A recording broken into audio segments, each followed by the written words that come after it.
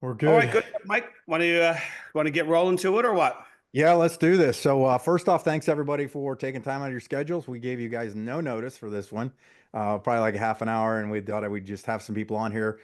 Terry and I have been chatting a lot about what's going on with iN8 and what I think it's time's kind of now that we're starting to see everything come together. Things are moving forward. They have been, but now they're kind of really coming together.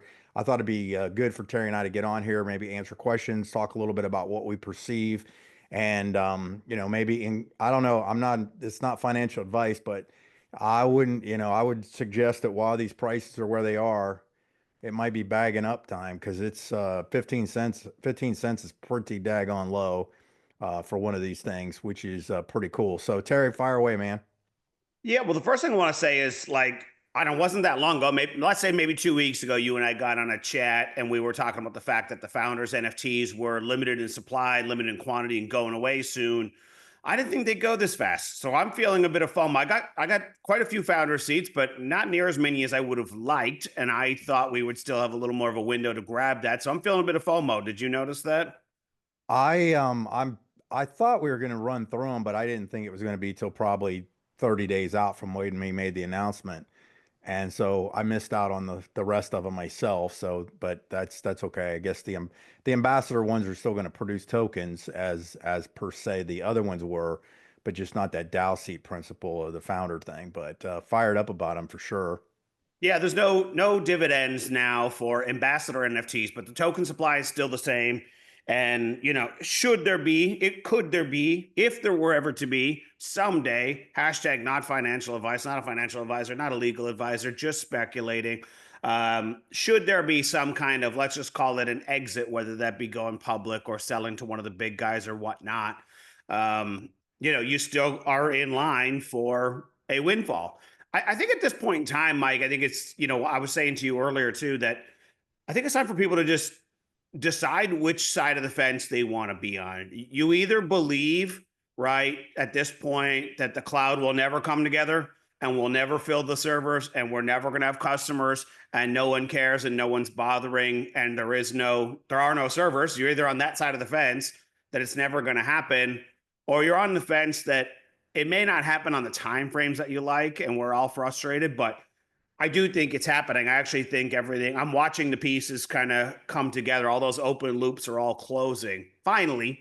I thought it was going to be sooner than now as well, but finally looks like they're closing. The problem is for us who want to profit from everything that's happening, the time to take advantage of that is today, right? Like if one of the big guys comes along and says, "Hey, listen, you've got 100,000 subscribers, you've got X number of servers, they're all full, we're out of capacity, and we love your subscriber base, and we're going to give you a 10x on the money."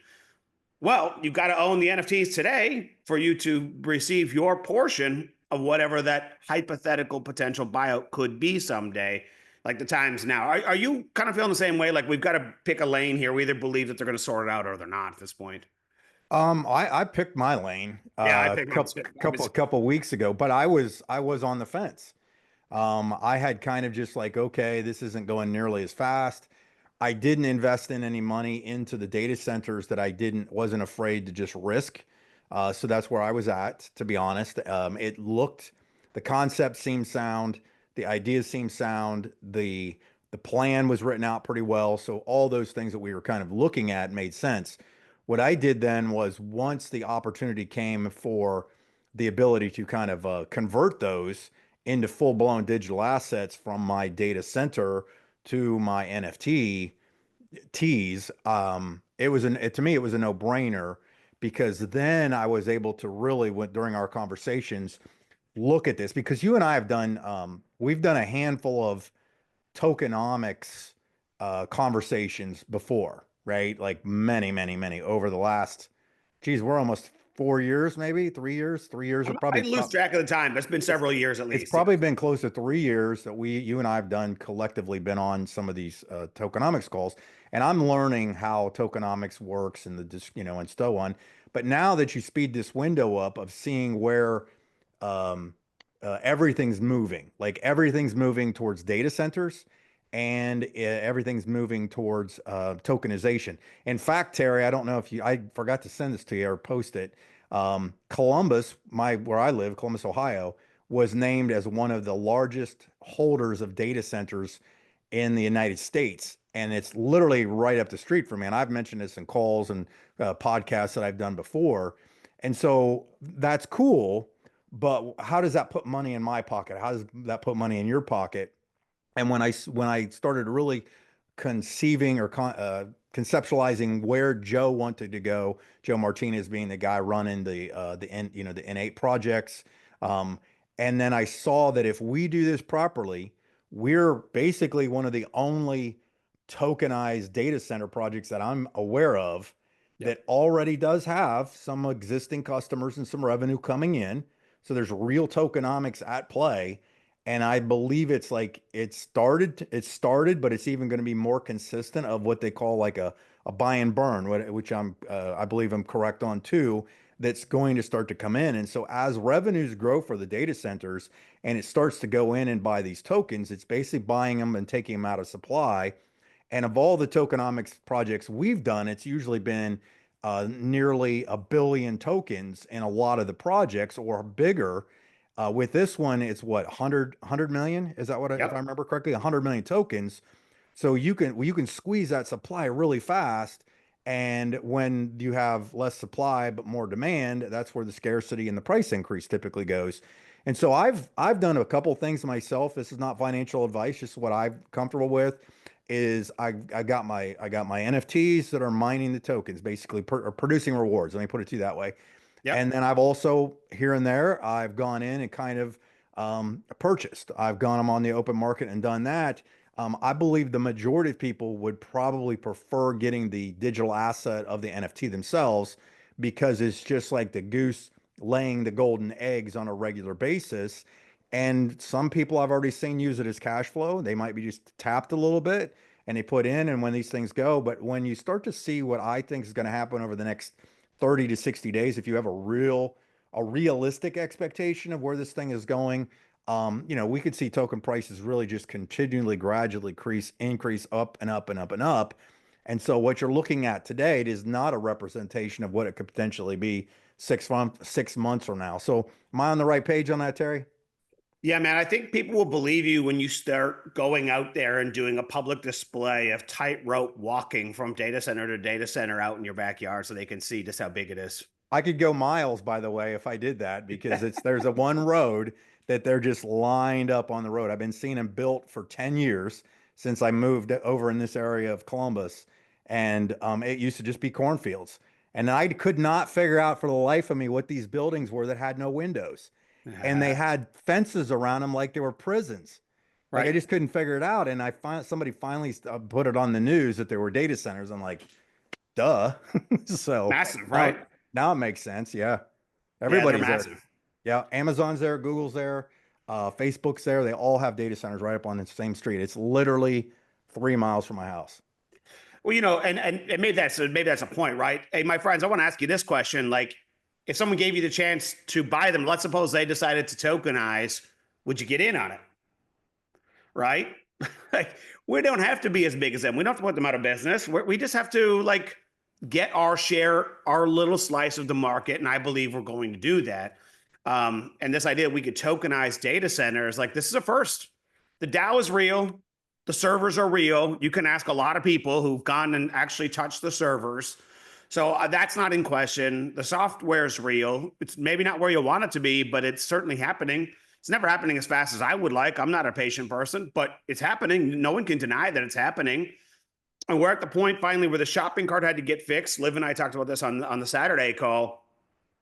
And that's basically the last component, as far as I can tell, at least for our intro retail packages. And now we also are building a sales team to talk to IT professionals to onboard companies. So a plan has been made. We've finally figured out who we're going after, what we're going after, and what we offer. And that's going to expand and get better over time. But we're at that point. The software is ready, ready, ready, right? So that's really exciting to me. And love or hate the network marketing thing. We've talked about this before, Mike, but I think it's going to be a great vehicle for us to put tens of thousands of people onto a, let's just call it $100 a month subscription. And every business in the world, every big VC in the world is going to be very interested in buying or participating or owning a company that has, you know, tens of thousands or hundreds of thousands of $100 a month subscribers. And I'm just using round math. Don't quote me on that, right? Because there'll be different tiers, packages, a la carte stuff. I'm just using round numbers for easy math. But when you have that big subscriber base, that's going to drive a lot of revenue, which is going to drive a lot of buy and burn and a lot of buying pressure and liquidity on that token, right? So it's inevitable, but it's just like in any other project that we've looked at. If you're in a deflationary project, the window to get tokens and to get NFTs closes. I, there's only so many ambassador seats. If you saw how fast the founders went, there's no saying the ambassadors won't go soon. So how do you know your friends and family don't want them if you're not talking to them about it? Like these micros also that are out there, like they're going to fly off the shelf, don't you think, Mike? Yeah, I think it's the perfect entry point for someone who maybe is not completely up to speed on how they work. Easy to get the micros, put their toe in the water if they're not fully committed on this stuff.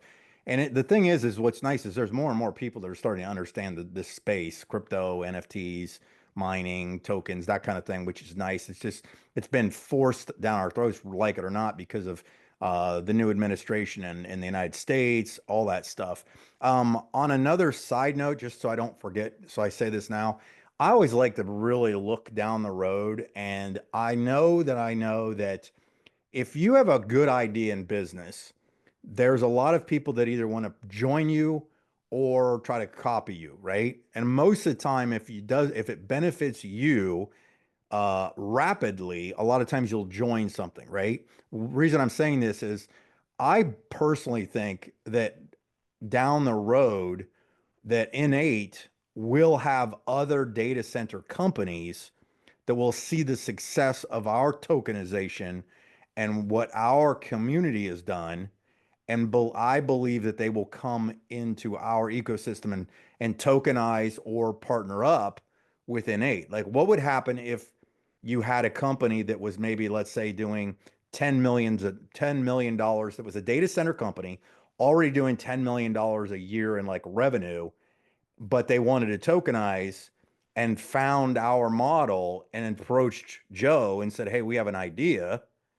And that just slipped in under the radar, kind of, quote unquote, but now jacked revenues through the roof, which could take buying pressure through the roof on how the tokenomics work. So I don't think a lot of people understand this. Sometimes like if you read books on business and guys that really do things, a lot of them just get started and because they have a brilliant idea, and then big companies come in and buy you out or take over, help to participate with your model. And I mean, I'm kind of just, I like to kind of glass half full kind of guy. And I think that's something totally coming up down the road as well. And you're going to just, I mean, it could just get crazy fast. Well, you know, you're making great points, right? Like no one can predict the future and guarantee that that'll happen, but it is possible. Like, would they prefer to do that or build their own blockchain and build their own smart contracts, or just jump in on a model that's already proven with a proven audience? And you know what I mean? Like, if you want to be on CoinMarketCap, on CoinGecko, and then on Dex Screener, and you got to build followings, you got to have social media accounts, you've got to have Telegram groups, you have to do a lot of stuff to play in the big leagues. For someone to try and build that from scratch is just really daunting. Why would you not just piggyback on an existing model? It makes great sense. It certainly is a real possibility. And you could, I mean, and you think about it, if you're a business that was looking to tokenize and you came over here, you could see that there was, down the road, there's thousands of people that are already owners of these things. So when your project comes on board, that has the possibility of just speeding up everything for that company. They did, like you said, they're just going to have to bypass all the hard work and they just plug right in. And I think I think that we can eventually have almost a marketplace for that, and it would still all flow through, no One matter token. what they do or how they do it. It would all flow through the iN8 token. So, Right. And also make those DAO seats wildly more valuable. Also make them much more of an attractive acquisition target or sure. or to list public or to, however that plays out. I really have no idea how that'll play out. But I know the discussions are already taking place. Those wheels of the mental wheels are already turning for things like that. Here's what I've been thinking about a lot lately this past week is it may have taken a little while, and it may also take a little while into the future, and that's not an appetizing thought. But it may not be reality. Maybe the idea of a sales team. Maybe we've already nailed it exactly what our value proposition is and who our target market is. And what if we start just onboarding companies, like fire? We're going to have the problem again of not enough hardware, which is a totally new but awesome quality problem to have. And then it's still unproven to some degree, if we're being fair, whether or not these retail user packages, I call them retail users, the idea that you and I are going to have an app on a phone that we can back up the data from this phone, and we can back up the data from our old phone, and we can back up our old computers, and we can start backing up all this data, and then all of a sudden we have a video streaming product we can use and a password manager, which hey, I'm all for the privacy and security. Dude, if we think we're going to hit a home run here in data centers or any of our crypto projects, you need to really care about security today. That's not like I'll worry about it when I've got millions of dollars in the account. That's something you got to do today. So password managers and secure emails look like they're coming to iN8. Bunch of other software type products that are coming, Slack for businesses, that kind of idea. Let's just say that model does take off, right? We have to speculate a little, but let's say the market says yes to that, and we start putting on tens and tens and tens of thousands of users, right? And a lot of people are making a lot of money from that, so then they tell more people, and then eventually, it turns into hundreds of thousands of users. Dude, that could turn into how many subscribers? Let's just say, I don't want to compare it to Netflix, not a great comparison, but just as an idea, how many subscribers there are on things like that. How many subscribers, Mike, do you reckon Apple would have just on backups for the phone, right? It's just Oh, millions. hundreds of millions, probably, Yeah. maybe even billions, right? So we're just looking for a little slice of that market. We're not going to get it all. We're not trying to. We're not claiming that we're going to. But we get a little slice of that market, man. It can be really huge. And then, X% of that amount, whatever that amount is, let's just say it's 10,000 people at $100, just because the math is easy. And you take 5-10% of that, whatever the math is. I don't want to speak on Joe's behalf. And you grab that as the royalty portion and you slap that on the tokens, right? In a supply that's shrinking, shrinking, shrinking, shrinking. Someday, right? Because it's data and subscription based, right? And because that's why cloud is so valuable, right? No one leaves the cloud. The customers never leave. It's one of the stickiest businesses in the world for customers to not leave. That's why they put so much money into it, because they know once you get someone, even if you lost money in the first year, that guy's going to be there for 15 years writing checks, right? And then you can always scale his billing. But that's why GCP and AWS and the big guys put so much money in this stuff. And that's also why, if you did ever sell a company or even a portion of the company, the multiples on the sale of the company are so high, right? If you're doing 100 million in revenue, people will probably pay $1 billion for that. If you're doing $1 billion in revenue, they might pay 10 billion. I don't know what the actual multiple would be in the future. I'm just speculating, but I'm just saying you pay a big multiple.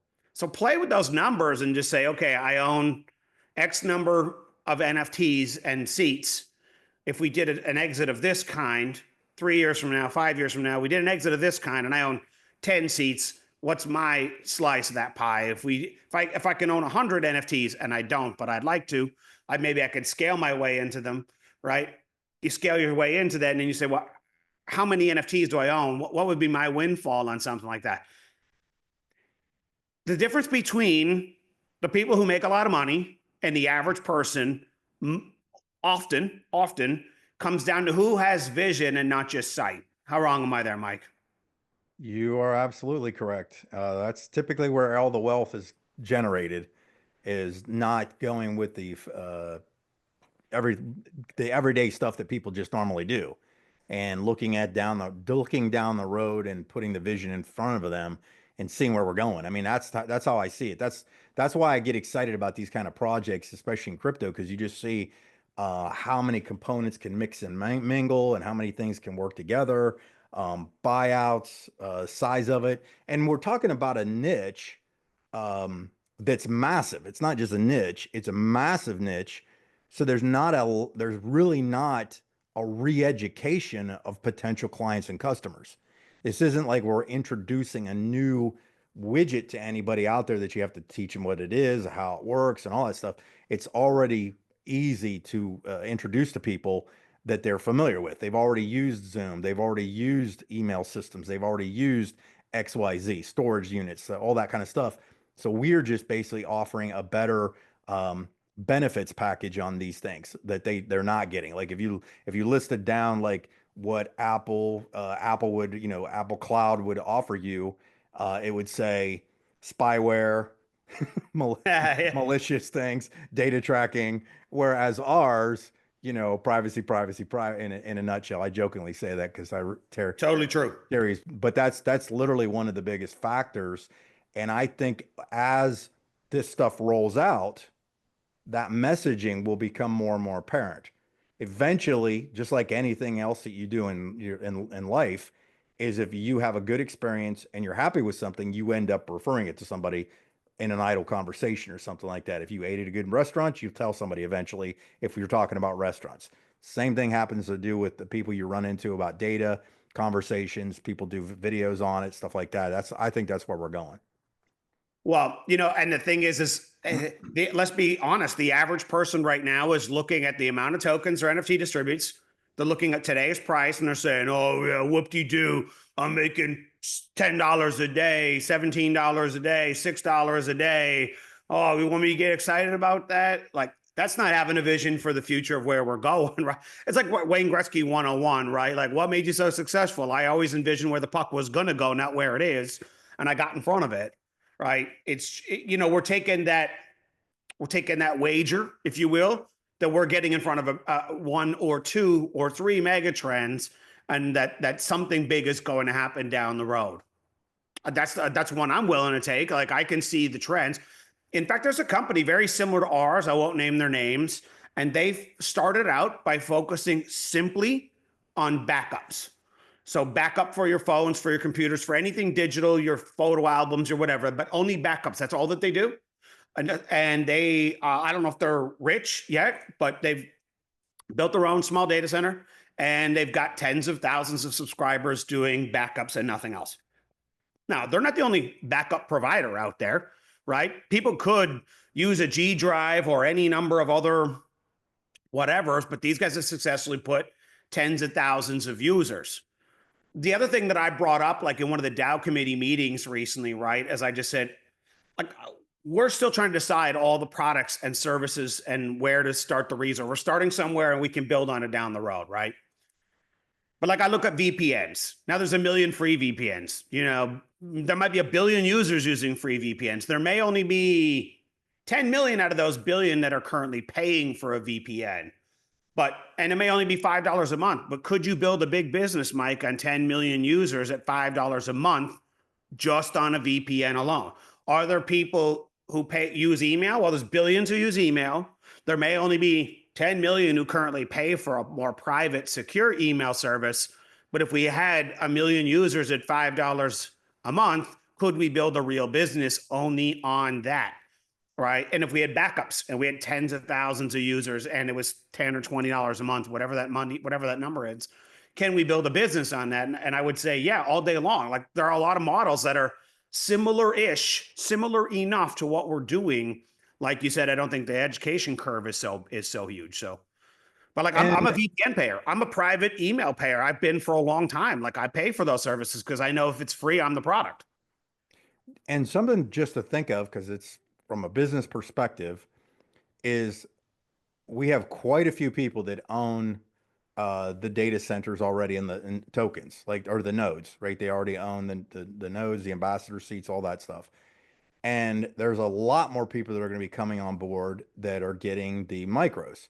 And you've got that spreading all over the world now. Like we've got, like some of the South America countries are just blowing up with this stuff, right? Yeah.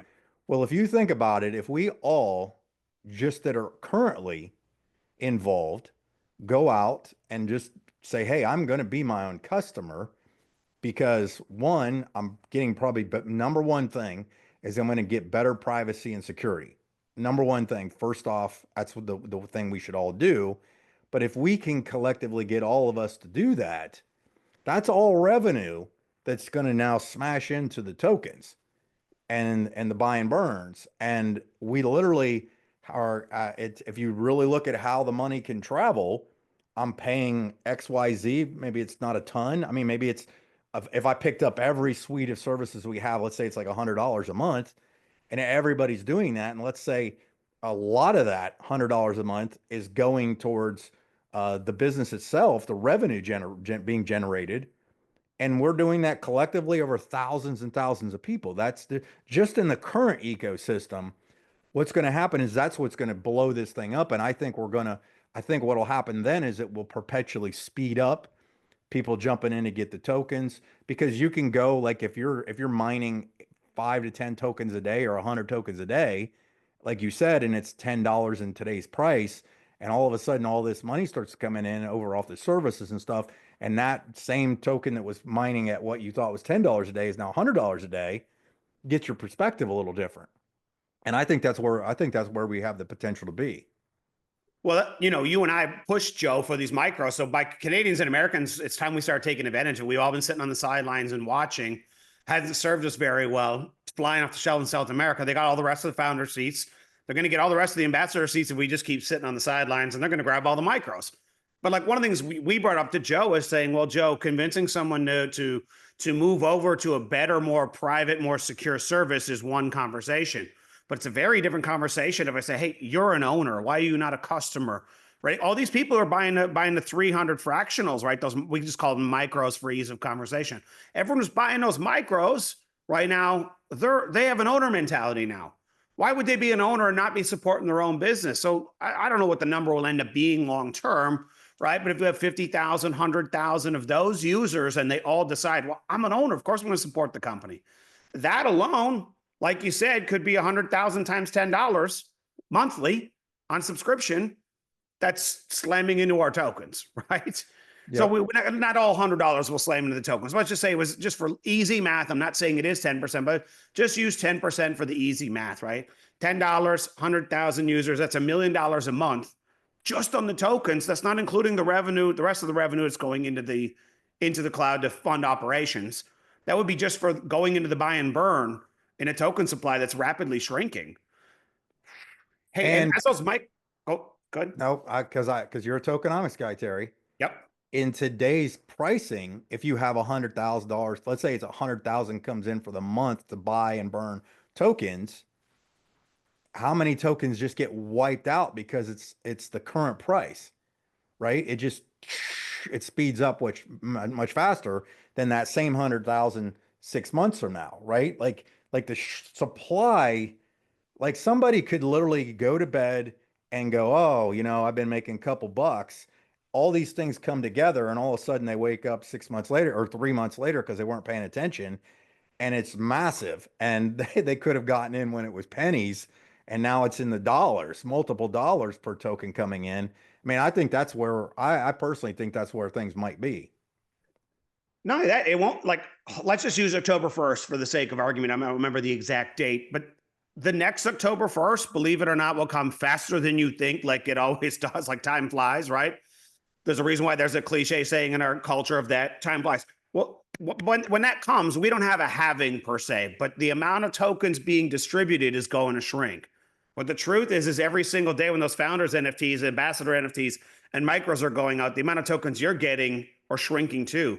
But the total number of tokens that goes out every day is it's going to take a hit before you know it, right? It's less than 6 months out, whatever that date is. It's less than 6 months out, and all of a sudden, boom, another massive shrinking in the token. And like you said, while the prices are retraced a bit right now, no one's thrilled about it.